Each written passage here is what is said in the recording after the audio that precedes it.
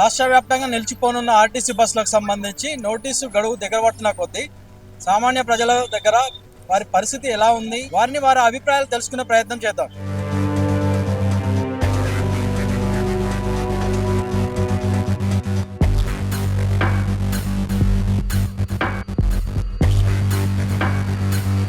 ఇబ్బందే ఉంటుంది అందరికి, చాలా మందికి. ఎందుకంటే ఇప్పుడు బస్సులు రాకపోతే ఆటోలకైనా ఇంకేవేవి దొరికితే వెహికల్స్ ఇబ్బందే ఉంటుంది అన్నిటికైనా. ఆటోలు చాలా ఎంత పోదామన్నా కానీ ఆ టైంకి వాళ్ళు చూసుకుంటారు డిమాండ్. ఇక చాలా కష్టంగానే ఉంటుంది పబ్లిక్ అయితే బస్సులు బంద్ అవడం. స్ట్రైక్ ఎందుకు చేయాలి? వాళ్ళు అవసరమే లేదు స్ట్రైక్ చేయడం. చేయొద్దు అసలు. ఏదో ఉంటే మాట్లాడుకోవాలి, ఏదైనా విషయాలు ఉంటే. పబ్లిక్ ఇబ్బంది పెట్టడం అయితే కరెక్ట్ కాదు కదా ఈ విషయం అయితే. అదే చెయ్యాలి కదా, స్ట్రైక్ చేస్తే ఏదో ఒకటి ఫైనల్ వెళ్తుంది కదా. స్ట్రైక్ ఆపేస్తే ఏం ఫైనల్ వెళ్తుంది? ఇప్పుడు ఇంట్లోనే ఏం లేకపోతే బయట ఏం చేస్తాము? స్ట్రైక్ ఆపేస్తే ఫైనల్ ఏం వెళ్తుంది? స్ట్రైక్ ఆపేస్తారు కరెక్టే, ఇదే వెళ్ళి నడుస్తుంది. లేడీస్ కొట్టుకుంటే ఇప్పుడు వచ్చేటప్పుడు నేను మొయినాబాద్కి వెళ్ళి చూసిన, కూర్చున్న పాపం ఆమెకు లేవరాదు, ఆమెకు లేపుతుర్రు. లేడీస్కు లేడీసే, ఇక జెంట్స్ అయితే చాలా పెద్ద ఇబ్బంది, చాలా ఇబ్బంది. మరి చేయొద్దు, మరి చేసే ప్రాబ్లం అవుతుంది తెలుసా. అదే మరి మేము బస్ కిరాయి పెట్టుకుంటాం అని చెప్తున్నాం కదా. పెట్టుకుంటాం, మేము బస్ కిరాయి పెట్టుకుంటాం, వాళ్ళకి సాలరీ ఫ్రీ వద్దు మాకు.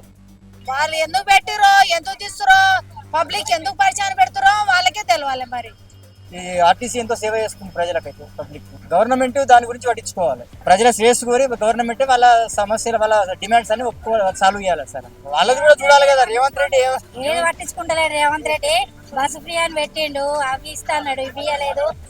ఆర్టీసీ వాళ్ళు కూడా చూసి కొంచెం రోజులు అవకాశం ఇవ్వాలి ప్రభుత్వానికి కూడా. కొత్త ప్రభుత్వం కదా, బస్సులు పెంచాలి.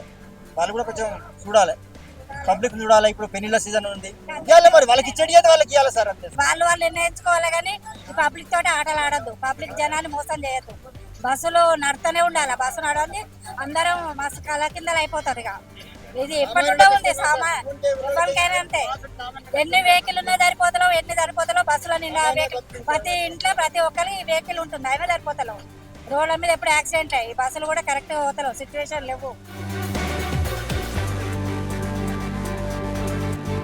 సమ్మె చేస్తున్నారు ఆర్టీసీ వాళ్ళు చేసేది కూడా మాకు ఫ్రీ బస్సులు తీసేయని కూడా వాళ్ళు కూడా మస్తు ట్రై చేస్తున్నారు.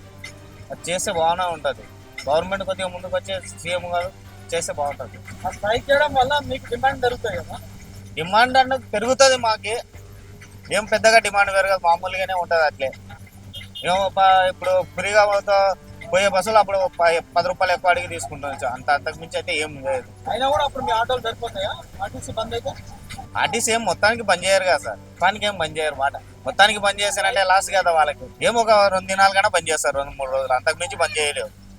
వాళ్ళకి నష్టం వస్తుంది కదా. ఆర్టీసీ స్ట్రైక్ చేయడమే కరెక్ట్ లేదు. అది దాన్ని ఎందువల్ల చేస్తున్నారో మాకు కూడా తెలియదు. స్ట్రైక్ అనేది మాకు ఉపాధి అంటే ఏమీ లేదు. గవర్నమెంట్ చర్యలు తీసుకుంటుంది. ఇప్పుడు వచ్చిండు రేవంత్ రెడ్డి, మాకు నెలకు అంత ఇంత చేస్తామన్నాడు, అది చేయలే. ఇప్పటి వరకు అయితే ఏం చేయలే. కిరాయి ఆటోలు తోలేటోళ్ళం అందరము రోడ్డు మీదనే ఉంటున్నాం అందరం 24 గంటలు. ఇప్పుడు మనకు ఏ వరకైనా ఎక్కడికైనా వెళ్ళాలంటే bus is mandatory. So RTC అసలు స్టాప్ చేయకూడదు, రైడ్ చేయకూడదు. సో అది ఆపేయాలి, స్ట్రైక్ అనేది ఆపేయాలి. లేకపోతే కష్టం అవుతుంది అందరికి, పీపుల్స్కి.